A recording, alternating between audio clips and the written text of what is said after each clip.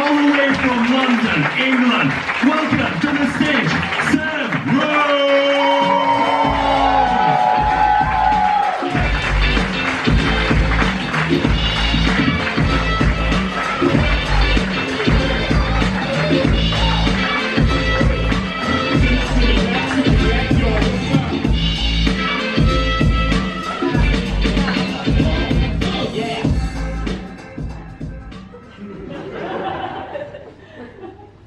I can still hear it, it's just a little bit quiet. Sorry.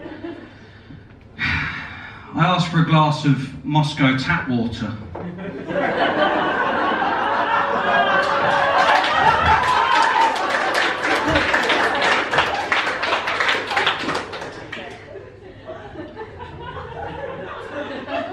So, I know what you're thinking. You're thinking, oi, chubby Jesus. Chubby Jesus, did you eat too much of your own body on Sunday at church?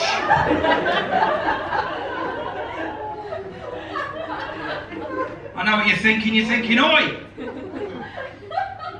Chubby John Lennon?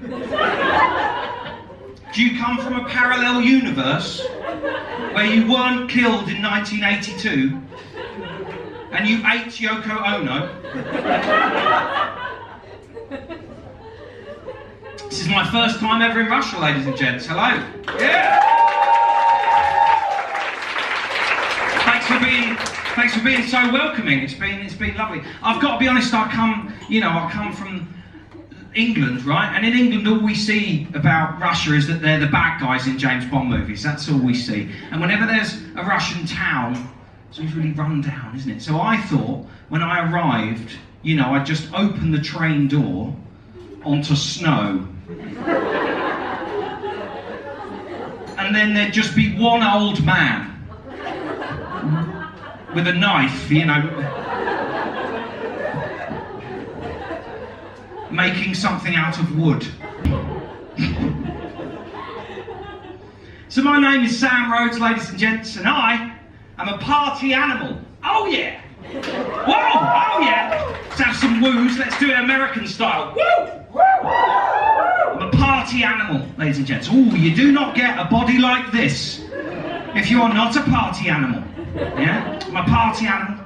Unfortunately, the animal that I am is a pug. So I will come to your party. Oh yes, I'll come to your party. But I'm going to sit in the corner. I'm going to look at you funny and I'm going to breathe heavily.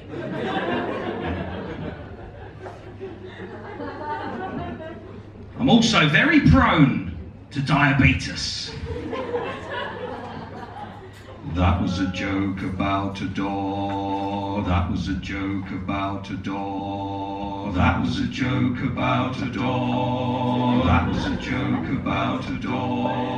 That was a joke about a door. That was a joke about a door. That was a joke about a door. That was a joke about a door. That was a joke about a door. That was a joke about a door. That was a joke about a door. That was a joke about a door. That was a joke about a door. What was that joke about? It was about a dog, wasn't it? It was about a dog. I was chatting to a friend of mine the other day about boats. Because men, always talking about boats. I was chatting to my friend about boats. And he genuinely thought that the term SOS, that you say, when your ship's sinking, he thought the term SOS stood for sack of shit. That's what he thought it meant. He was like, oh, the ship's sinking, it's a sack of shit. Fire a flare into the air, call the lifeguard, it's a sack of shit. And I was like, that kind of makes sense, doesn't it? But I turned to him and I said this.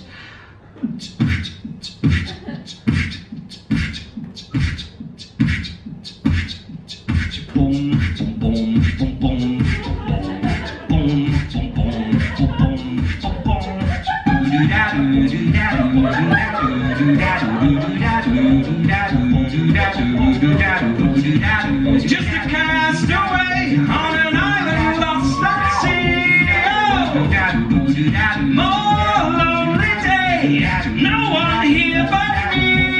Oh, more loneliness, any man could bear. Rescue me before I fall into despair. I'm sending a sack of shit to the world. I'm sending a sack of shit to the world. I hope that someone gets mine. I hope that someone gets mine. I hope that someone gets mine.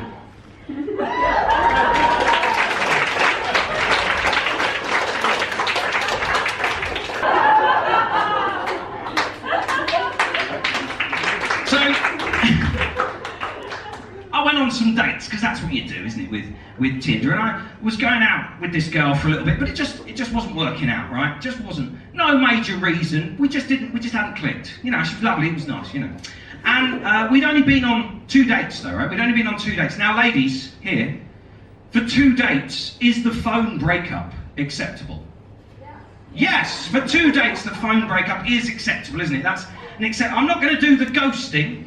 I'm not just going to disappear because I'm a gent. Yeah?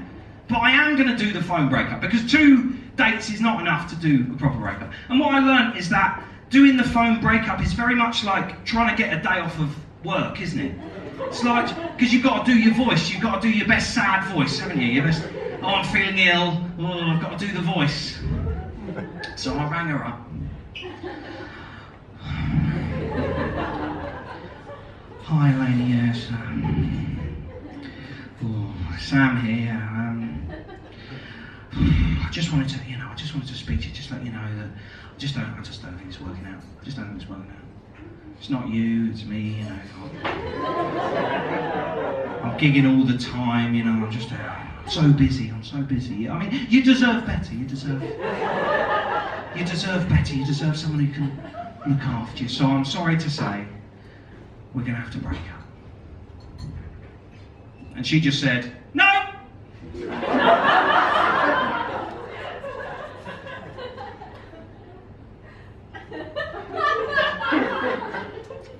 Look, I'm really sorry. You know, it's not you, you know, it's not you.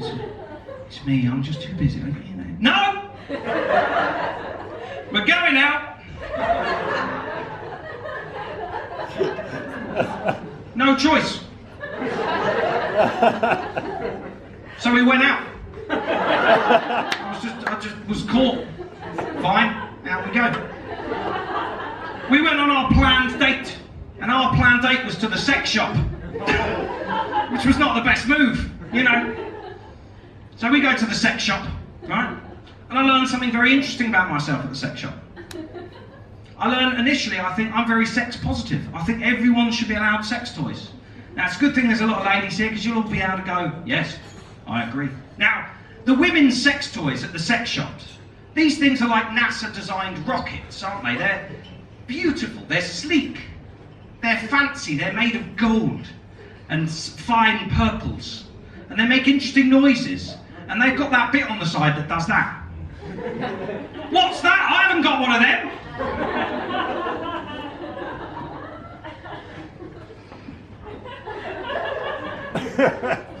And I was thinking, oh, these look amazing. I would gladly have one of these on display in my central hall when I have people come over. Modern art, look at that, beautiful, beautiful. And I was thinking as I was walking through the women's section, oh, this is amazing. Like, more people should have sex toys. These are wonderful things. Everyone should be allowed a sex toy. And then I got to the men's section, didn't I? I got to the men's section, and I completely changed my mind.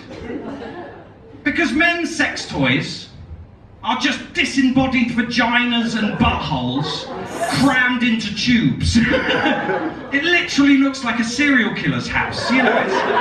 It's like the worst thing you've ever seen. And I was like, no! Men should not be allowed these! Your hand will have to do. Yeah. Gents, men in the room, I bet you're glad that I'm here, Because I come from the land where we invented football, don't I? Thanks, you're saying. Thanks, Sam. Thanks for that. Thanks, Sam. You said it sarcastically. You didn't say like you meant it. Thanks, Sam. And I was thinking, right, in England we invented football, right? But we also must have invented the football celebration, right? So I was thinking, it was probably two British guys, in about the 1900s, standing next to each other, and they've had a chat, haven't they? And he's gone, oh, Michael, hello. I've just got something I'd like to run past you here. I've had an idea. Oh, yes. How about when we score a goal, instead of just doing a nice handshake, smoking the pipe, how about I run up and I jump on your back? How would you feel about that? Well, it's quite untraditional, old boy, I've got to say. It's not what we usually do here. But I suppose in the heat of the moment, maybe it would be all right. I think we shall try it next time we score a goal. Agreed. So historically, it happened exactly like that. And of course, hey, I've kicked the ball, I've scored a goal. He ran up, he jumped on his back, the other man was doing that. And they went, yes. We've hit it, we found it. This is definitely what we're all going to do. But you know what my favourite football celebration is? I like when they run, and then they slide on their belly, and then all the other men jump on them. Because only in football is that ever acceptable. You can't go, I asked Lucy out on a date the other day. She said yes. Hey! And run and slide, and all the other men jump on you. Can't do it, can you? That new house, just got the mortgage through. Yay! And then you run, slide, and all the other men jump on you. Just closed that important business deal with Tokyo. Yay! And then you run and slide, and the men don't jump on you because they don't do it in Japan.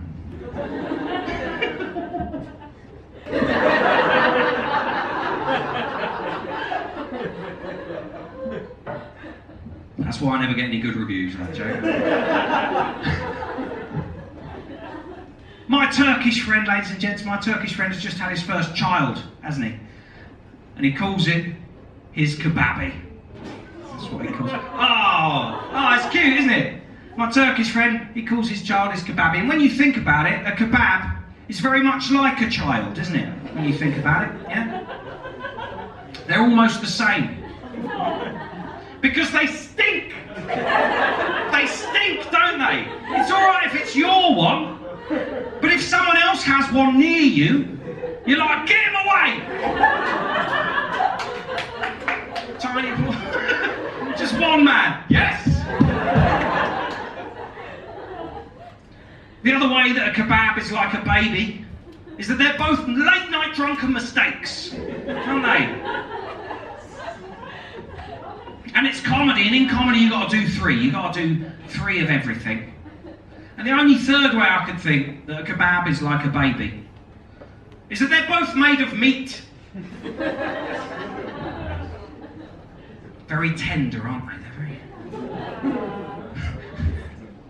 very tender.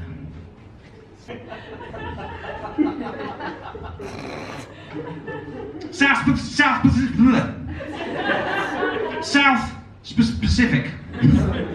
Pacific came out in 1957, and it's a wonderful movie because it is the gayest movie you have ever seen. Made in a time when being gay was illegal, right? It's just a load of oily sailors rubbing up against each other and singing songs. If you've never seen it, it's fantastic. It's very good. It's one for the ladies, definitely. It's a fun movie. In that movie, there's a song, and the song is called "There's Nothing Like a Dame." Yeah, and it goes like this. Now, if you have heard it, do sing along. There is nothing like a dame, nothing in the world. Oh yes, there is nothing you can name that is anything like a dame. Don't applaud, it's fine. No, it's too late now. You can't do it after I've asked. There's nothing like a dame, the song says. There's nothing like a dame. Dame is a colloquialism for woman.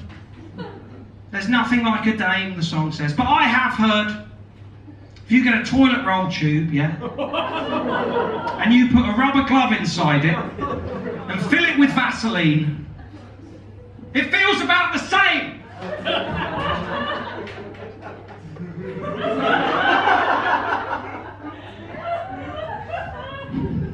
Feels about the same. It feels about the same! Ladies and gents, I have been Sam Rhodes. It has been an absolute delight to play for you today. This has genuinely been one of my favourite shows of the past, weekend.